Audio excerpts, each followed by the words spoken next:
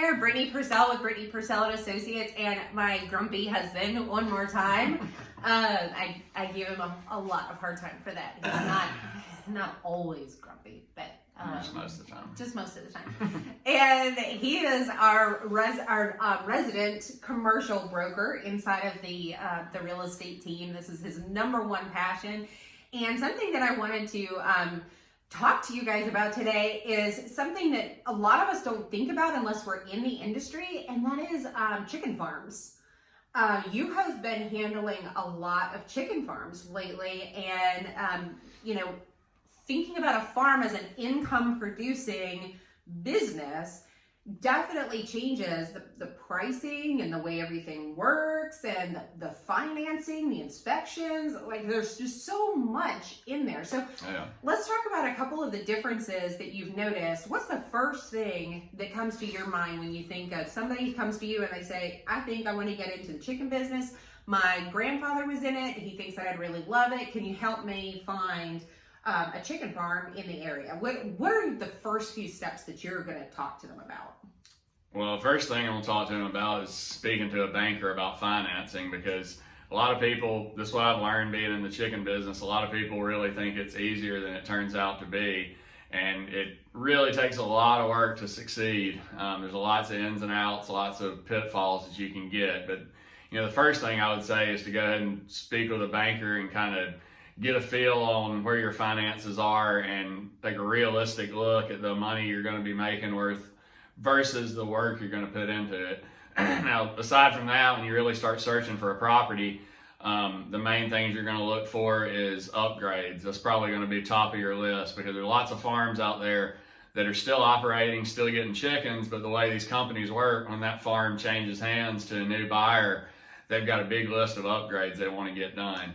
Yeah. And so that's what you need to know, because you might go find a farm that's currently operating and think, well, I can just buy it and I'm good to go. But that's not the way it works with these chicken companies. They need a set list of upgrades. And that's really to protect themselves, because like I said, you get a lot of people that might have cash and always dreamed of chicken farming. And so they don't get the upgrades. Like some of these are fail safes, like your generator cuts on automatically when the power's out. Like, that's stuff that they're going to make you pay for, because they want to know when the power goes out the first time, this new chicken farmer is not going to not know how to turn the generator on and all our chickens die or something. So they're protecting their investment too. And so what happens there, based on my understanding of it, you might have to correct me, is take a company like a Marjack, or what's another Pilgrims. company? Yeah, Pilgrim's Pride, Marjack, Fieldale. You've got all these different companies that can contract with you. And every year they're taking the new technology and they're saying, we would prefer this be in our farms that we're working with. Yes. Well, you can get grandfathered in up to a certain amount of time if you already own the property, but the minute that it changes hands, those upgrades are due. Now, are we talking about like $5,000 upgrades? No. What is it normally cost? Last farm, I believe, was $450,000 worth of upgrades. There were 7 chicken houses, but that's and that's why your buyer really needs to be educated, because you're going to pay $500,000 for the farm and then you're going to put $450,000 in it, and so you really want to dig through the numbers. You want to see it. Like, Marjack's good. They will provide you an estimated cash flow that will be a form that will say, hey, all 7 of these houses running, this is an estimate on what your net income is going to be. And so with my buyers, I want an upgrade list and a cash flow right off the bat before we even think about looking at a farm, because I want to make sure that it fits their budget, fits their needs. And one big thing to think about is lumber is so crazy right now that they really put a halt on a lot of new chicken houses, because they're costing so much, it's making no sense. So even if you have an older rundown farm, it might be worth putting money into it to keep it going, because with lumber so outrageous, building a new one now just doesn't make sense. So there might be some opportunity there. So can we go back to the first part that we were talking about when we were talking about financing? Okay, say I'm your buyer, I don't have $450,000 for these upgrades. I'm looking to get into this business and I'm willing to work. I've got the elbow grease. Maybe I've got some money down. Maybe I have some family that's helping me with the down payment to get me into this. I mean, there's lots of different options there, but what if I don't have $450,000? Can I finance that? Yeah, you can. Okay. Ag Georgia Farm Credit, it's a big lender. South State Bank does a lot of poultry, and they're very particular. You know, they have their own requirements.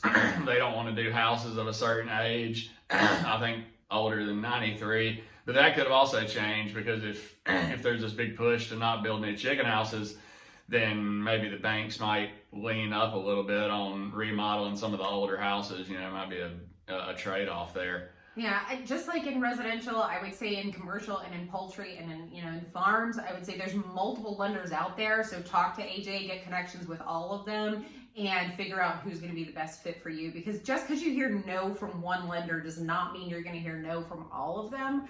And there's a lot of different options out there. And a great option with older chicken farms is, like, somebody's been farming it for 20 years, they may have the farm paid off. And so one big option is owner financing the farm to a potential buyer and have them get financing for the upgrades. And so say you're a seller that's just ready to retire, you may be able to be the bank for a buyer for 5 years and also collect interest on it through owner financing, and that might be a way that you could get a buyer in there that may not be able to qualify for everything. The newer the house, the more the banks are willing to finance upgrades and everything. It's just they kind of look at it as a effective lifespan of a chicken house is like 25 years. So if it's older than 25 years, they're going to get really, really stringent on everything. And they want you to know, I mean, some of these financing, you can get really low down payments if you have 3 years managing a poultry farm.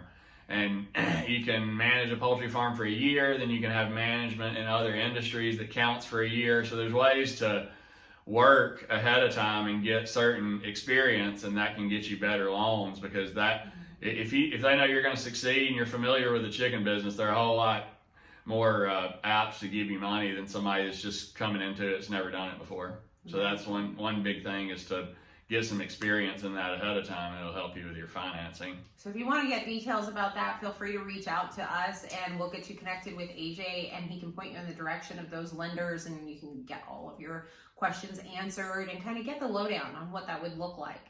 You might be surprised. There might be some lower down payments than you thought. There might be some better opportunities than you thought.